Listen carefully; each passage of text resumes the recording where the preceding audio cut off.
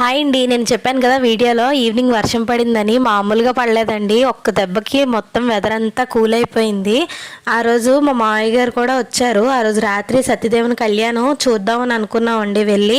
కాకపోతే వర్షం ఇలా పడడం వల్ల చిన్నపిల్లలతో కొండ మీద కష్టం కదా అని చెప్పి వెళ్ళలేదు. లేకపోతే అసలు కళ్యాణం చూద్దాం అనుకున్నాను అండి. ఎప్పుడో చిన్నప్పుడు చూశాను కళ్యాణం, కానీ మళ్ళీ మా పిన్ని పిల్లలతో కష్టమైపోతుంది, కొండ మీద చాలా జనం ఉంటారు అనేసరికి ఆగిపోయాం. మా మామయ్య గారు ఎలాగ కళ్యాణానికి వెళ్ళట్లేదు కదా అని చెప్పి వైజాగ్ వెళ్ళిపోతాను అని అన్నారు. ఆయన్నేమో బస్ స్టాప్లో దింపేసి వచ్చాం అనమాట. మా మామయ్య గారిని బస్ ఎక్కించేటప్పుడు తీసిన క్లిప్ మిస్ అయిందండి, లేకపోతే అది కూడా నేను మీకు ఆ క్లిప్ కూడా చూపించేదాన్ని. మర్నాడు మార్నింగే మేము వైజాగ్ వెళ్ళిపోతున్నాం కదా అని చెప్పి ఆ రోజు రాత్రి అంతా కూర్చొని హౌసే ఆడుకున్నాం అండి. మా తమ్ముడు హౌస్ బుక్ అయిపోయిందని ఇంకో బుక్ తేడానికని వెళ్ళాడు.